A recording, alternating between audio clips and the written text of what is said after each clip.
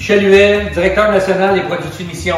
Je vais vous faire une deuxième vidéo sur la machine No-Coat.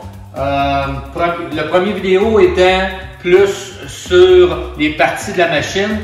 Cette vidéo aussi sera plus sur les problèmes mineurs qu'on peut avoir et comment les solutionner. Pour ce qui est, avant de commencer, je voudrais passer au travers des petites mesures de sécurité. Toujours sécuriser la machine avant de commencer pour éviter tout bris ou qu'elle tombe du baker. Ensuite, de bien entretenir la machine, la garder au maximum propre et tous les éléments bien alignés, avec tous les éléments bien alignés, comme dans la plieuse, que le rouleau soit bien propre et bien aligné au centre. Et je recommande à tous les semaines de faire un bon nettoyage de toute la machine. Moins, plus ça va être propre, mieux ça va fonctionner, et qu'il n'y ait rien qui bloque de ciment dans la plieuse ou dans le hopper ou même dans le couteau. Qu'il n'y ait rien qui obstrue là. Je vous recommande aussi d'utiliser toujours le ciment léger à rubaner, qui est plus léger, qui vous permet de faire de plus grandes longueurs. Pour ce qui est de la boîte qui va sur le No-Coat, je vous ai montré dans la première vidéo comment bien l'ouvrir, bien l'installer.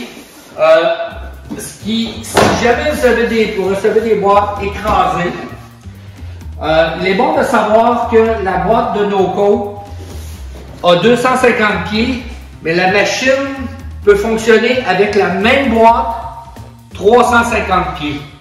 Donc, la même boîte pourra servir, on pourra mettre une autre roulette puis continuer. Mais si notre boîte est endommagée, on peut prendre la roulette, la mettre dans une autre boîte et vous servir juste du bas ici pour mettre entre le lecteur et la nouvelle et la boîte qu'on a déjà. À ce moment-là, vous allez être bon pour faire toute la boîte de 250 pieds. Bien, pour ce qui est de la machine, elle peut fonctionner en français, en anglais et en espagnol. Il s'agit simplement de faire menu tel qu'indiqué 2 et on peut choisir 1 pour anglais, 2 pour français, 2 pour espagnol et 3 pour français. Dans ce cas-ci, on veut français, on pèse 3 et voilà, notre machine est programmée pour la langue. On peut aussi faire, pour savoir le nombre de pieds qu'on a sur notre machine, faire menu. Ici, on peut y aller directement à 5, mais on veut voir, on peut défiler vers le bas. Et puis 5, c'est info d'utilisation. Vous allez avoir 635, cette machine a 635 pieds, 468 coins. Vous comprendrez que j'ai fait des petits coins, des petites longueurs avec cette machine. Mais sur votre machine, à n'importe quel temps, vous pouvez faire menu 5 pour aller voir la longueur.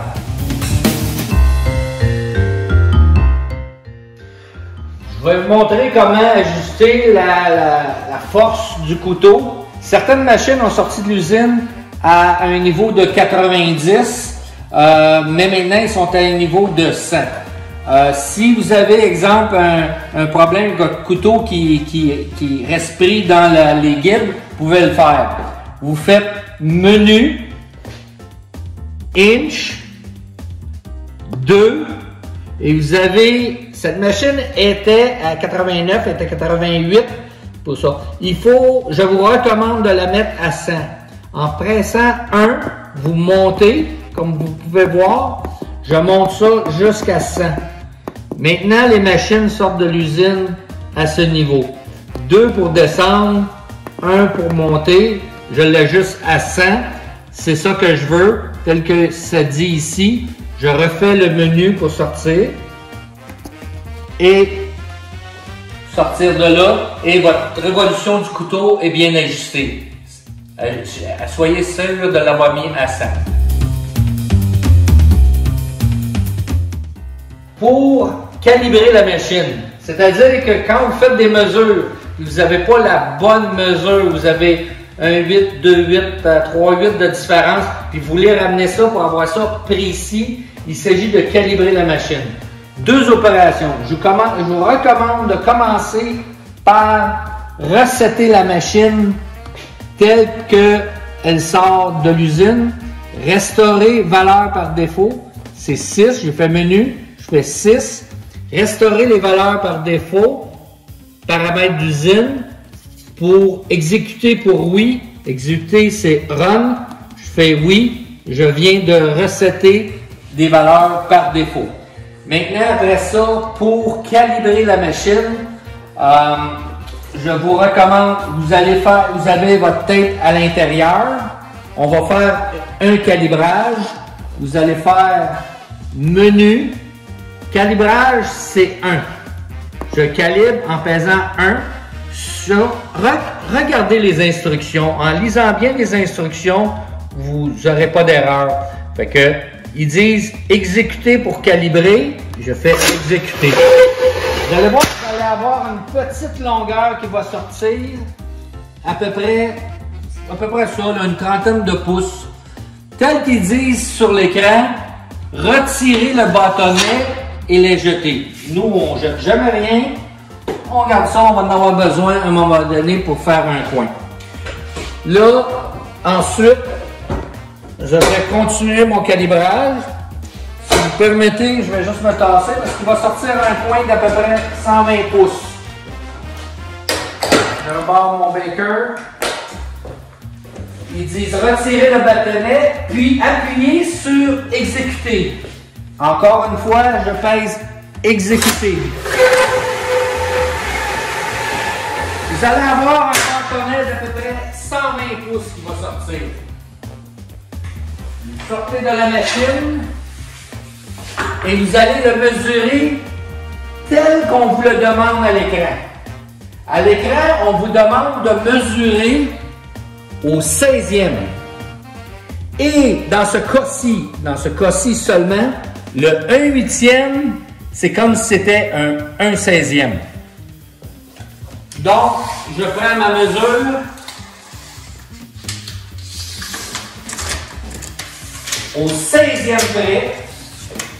Ici, j'ai 119 et 1/16. Donc, je m'en viens sur ma machine. Bon. J'ai 119 pouces et j'ai 1/16e sur ma machine. Vous voyez, 119 et 1/16. Entrez la longueur, puis appuyez sur Entrée lorsque terminé. C'est ce que je fais, je paye sur Entrée. On vous le redemande une deuxième fois. Vous avez rentré 119 et 1/16. Est-ce correct? Là, on vous demande de peser sur Exécuter. Vous faites Exécuter. Tel que ça vient d'indiquer sur la machine, votre calibration est terminée. À l'avenir, vous devriez avoir la mesure précise. Ceci peut... Certaines machines, ils vont toujours être corrects. Il semble n'avoir jamais besoin. Certaines machines, après 1 mois, 2 mois, ont besoin d'être recalibrées, dépendant de l'utilisation. Vous avez juste à la recalibrer quand vous en avez besoin. Si jamais vous avez sur votre machine un message « Erreur d'alimentation », quoi vérifier? Vérifiez que le tape est bien centré dans le milieu avec la roulette noire. S'il est déplacé de côté, vous pouvez avoir un problème, ça crée une résistance. Une erreur d'alimentation, c'est souvent une résistance à quelque part dans la machine. Juste pour vous montrer, si je suis sur le côté comme ça, ça va créer une résistance pour le tape. Donc, en pressant sur la clenche, replacez-le. Ça peut être une résistance au niveau du couteau, quand ça passe dans le couteau, si jamais il y avait un papier, une saleté, du ciment. Ça peut être une résistance dans la plieuse, que la plieuse, elle est sale, la roulette est sale avec du ciment, ou il y a du ciment dessous ici qui empêche d'avancer. Ou encore dans le hopper,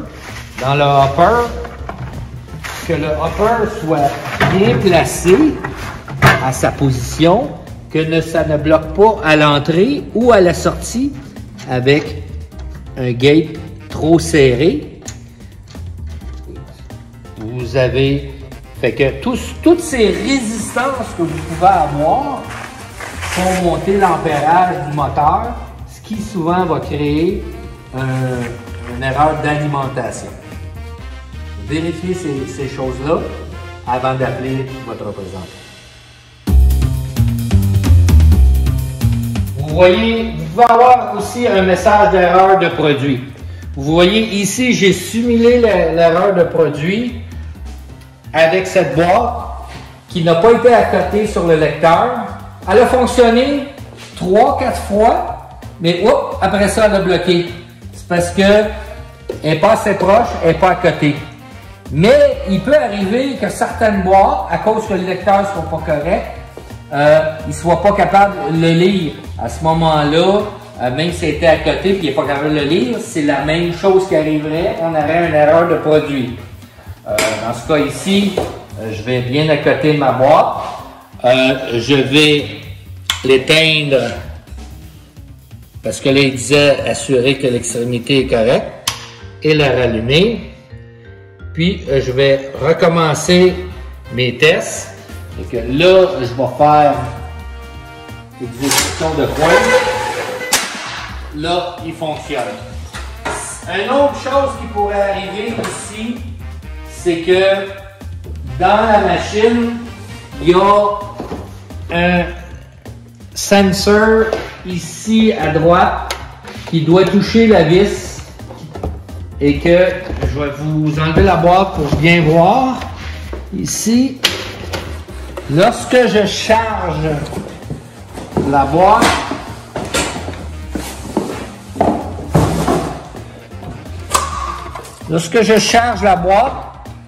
la petite clenche ici ne touche plus la vis à un moment donné. Des fois, elle va toucher encore, mais vous allez entendre un petit son. C'est un petit déclic qui doit se produire pour que la machine reconnaisse que le tape est rentré dedans. On a aussi une autre façon de le savoir par rapport au menu qui est le menu. On va à diagnostic 3 et diagnostics principaux. Vous voyez ici le SW. Si le tape est chargé, le 0 devrait être à 1. Fait que lorsque vous allez être chargé, le SW ici devrait être à 1. Je vais vous montrer, parce que des fois, il faut, même sans mettre la boîte, je devrais être en mesure, en faisant rafraîchir l'écran. Vous voyez le 1 ici? Là, j'ai fait rafraîchir l'écran. Quand le tape est dans la machine, le SW devrait être à 1. Si vous n'avez pas 1 quand le tape est dedans, c'est un problème avec le 8.7 sur le côté. Vous appelez votre représentant. Si vous avez toujours des mauvaises longueurs, c'est à savoir que c'est pas, vous avez fait une calibration en faisant 8.7 by default et la calibration, mais vous avez des longueurs. Et souvent, si vous avez des longueurs vraiment plus, genre 6 pouces de plus, qui arrivent de temps en temps ou que ça n'a plus rapport avec ce que vous avez commandé, on peut faire ce qu'on appelle un test d'encodeur. Test d'encodeur. Premièrement, il faut retirer la boîte pour le test d'encodeur. Je toujours peser sur la clenche pour enlever le tape. Je vais enlever la boîte complètement pour bien vous montrer. L'encodeur est une partie qu'on retrouve ici. L'encodeur est ici, il est rattaché à une tige. Vous voyez le fil qui est ici. Il ne faut pas qu'il soit endommagé. Ça m'est arrivé que des gens l'avaient coincé et l'avaient brisé. Fait que ça peut être une source de problème. Et passons maintenant au vrai test d'encodeur qui est menu. On passe à 3 pour le diagnostic. Test d'encodeur qui est 2. Et encore là, comme dans tous les autres menus, lire ce qu'il y a à faire. Retirer le produit et tourner le bouton pour que la vis soit sur le dessus. On a retiré notre boîte. Le bouton, c'est ce bouton-ci qu'on parle. La vis, c'est celle-là qu'on voit sur le dessus. On a maintenant ce qu'il demande. Si je retourne à l'écran et que je descends plus bas pour voir c'est quoi qui est écrit, soit ce dessus. Exécuter pour commencer le test. Exécuter. Tournez le bouton 2 tours, puis appuyez sur exécuter. Un tour. 2 tours, je ramène sur le dessus, puis appuyez sur exécuter. Le résultat réussit. Ici, on va donner des tours. Ça peut être 1573, ça peut être 1579, mais autour de ça, le résultat va être réussi. Je vous recommande de faire ça 2-3 fois pour voir si l'encodeur fonctionne bien et tout est correct. On fait le menu pour ressortir. Une autre fois pour sortir du menu complètement. Fait que ça, c'est le test d'encodeur à faire si vous avez des longueurs qui ne sont pas correctes. Là, je vais vous parler de la lame. Lorsqu'on fait nos coins ou même en faisant fill and cut, vous allez bien voir, quand je fais l'alimentation, on peut voir que la lame est en haut. Elle est bien en haut. Elle n'est pas prise à moitié dans le guide. Le guide chaque côté. Elle est bien en haut. La lumière, le sensor ici, fonctionne bien. Il est allumé.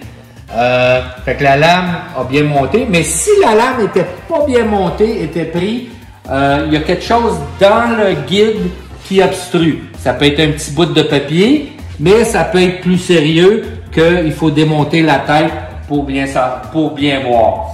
Si je fais cut, maintenant, la lame est bien en bas. Elle a bien fait jusqu'en bas le circuit. Ça, c'est bien. Mais si elle n'était pas bien descendue jusqu'en bas, encore là, il peut avoir une obstruction à l'intérieur, un petit bout de papier qui empêche à la lame de bien descendre jusqu'en bas. Vous pouvez toujours regarder à travers la fenêtre s'il n'y a pas une obstruction de papier. Vous pouvez aussi regarder, il m'arrive de regarder aussi dessous. J'essaie de bien débrancher, enlever votre roulette.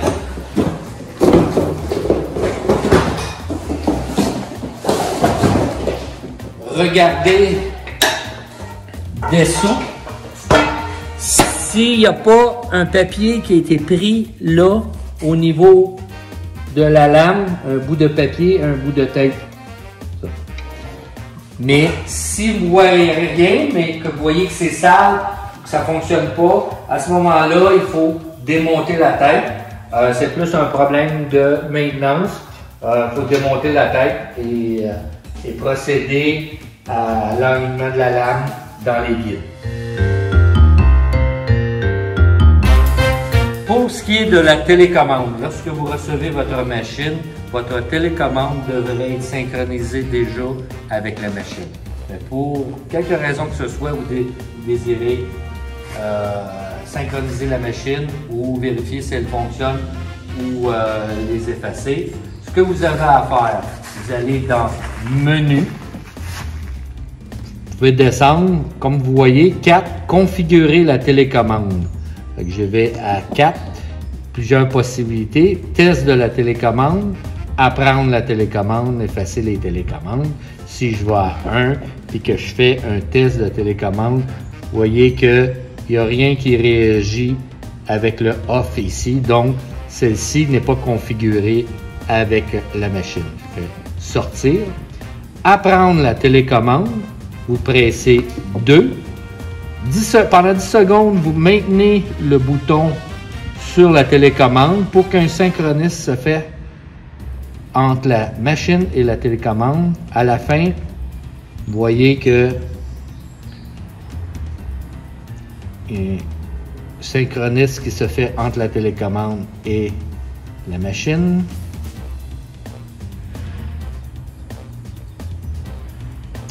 Quand je presse on, off, vous voyez que maintenant la machine est synchronisée avec la télécommande.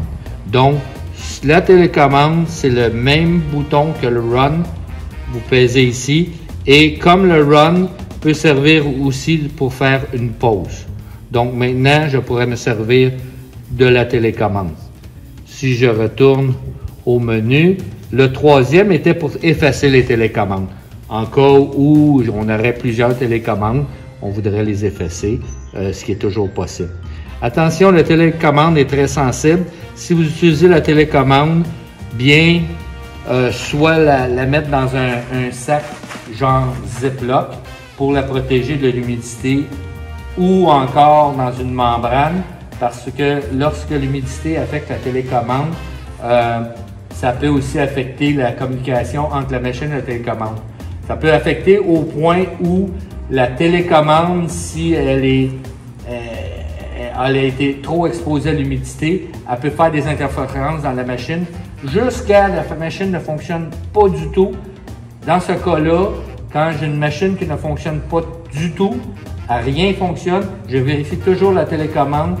J'enlève même la batterie de la télécommande pour voir si c'est ça qui pourrait causer le problème.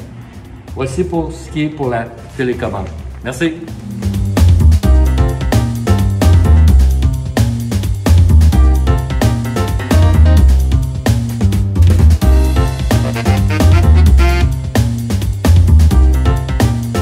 Merci pour avoir regardé cette deuxième vidéo concernant la machine no-code et les programmations, le menu. Si vous avez plus de questions, vous pouvez toujours contacter votre représentant Certainty de votre région pour vous aider. Merci!